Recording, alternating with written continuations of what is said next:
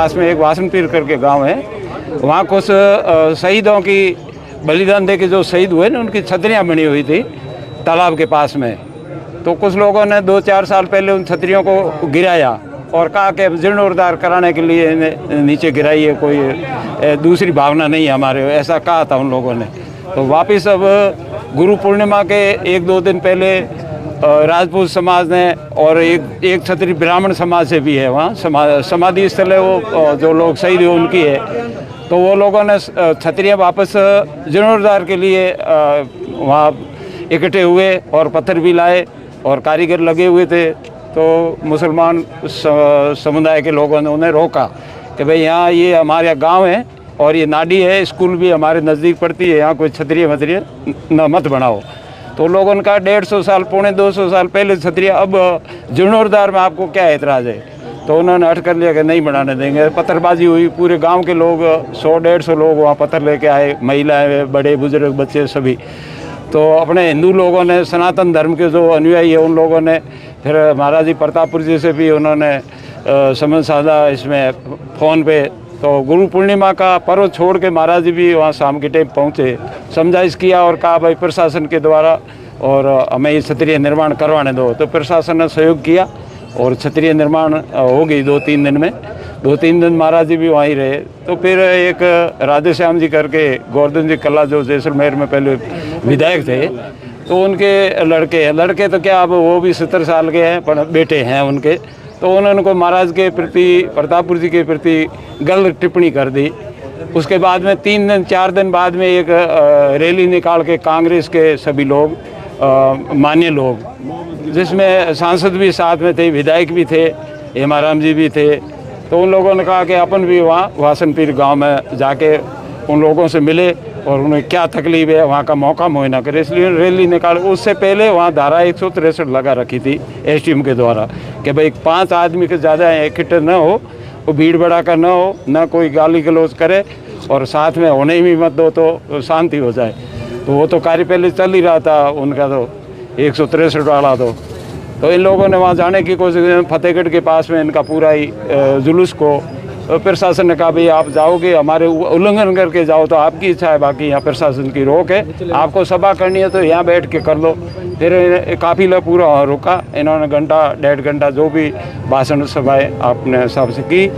उस सभा में राधे श्याम जी ने कहा, उनको भी बारी आ गई, वो भी विधायक के बेटे और कांग्रेस पार्टी से हैं, तो उन्होंने भी मौका दिया कि आप भी दो शब्द को।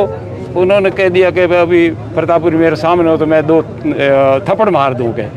वो थप्पड़ वाला मामला है, वो सब हमारे संतों के तो चूबा ही है, बाकी हिंदू धर्म के, सनातन धर्म में प्रेम बंधुओं को भी वो अक्सर सही नहीं लगा। इसलिए हम खाली ये बेगदारी भी नहीं है, भगत लोग भी है, 36 कौम के लोग हैं। उन्होंने आज तो हमें आगे किया कि पहले आप विज्ञापन दे आओ और फिर 25 तारीख को और भी विज्ञापन देना। राजपूत समाज है, कई भी समाज उनके साथ में होंगे, तो 25 को और भी रखा है। और माफ़ी मांग ली साहब, माफ़ी, हाँ वो बात सही है, माफ़ी के लिए मैंने भी सुना, वीडियो देखा, माफ़ी मांग भी ली और संतुष्टता नहीं हुई महाराज जी को। महाराज जी ने हमारे आगे अर्जी रखी, भेक भगवान समाज के आगे रखी कि मेरे साथ ऐसा हुआ है। तो रामसर में आज से 4 दिन पहले एक संत सम्मेलन था, वहाँ प्रतापपुर जी भी पधारे थे, स्वरूप सिंह खारा भी थे और हमारे साधु संत भी थे और गोस्वामी समाज से भी थे।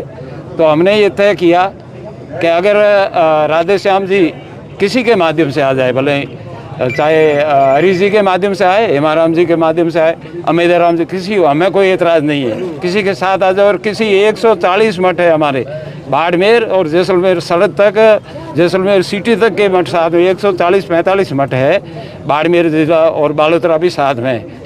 तो मैं कोई 140 में से जो उनको उचित लगे उन मठ वाले के पास में आके साधु से मिल ले और वो अपनी बात रख ले। वो साधु हमें कह देगा भाई हम मेरे पास आ गए हैं, तो हम एक मठ से भी उनको फ्री कर रहे थे। ये बात माफी मांग ले, हाँ माफी, कोई बात कर ले आगे, माफी का कहे, जो भी संत कहेगा वो उनको करना। एक के आगे एक माफी नहीं होता है, अगला कदम क्या होगा? वो उपस्थिति नहीं, अगले का तो जो होगा वो तो अब जनता के हाथ में है।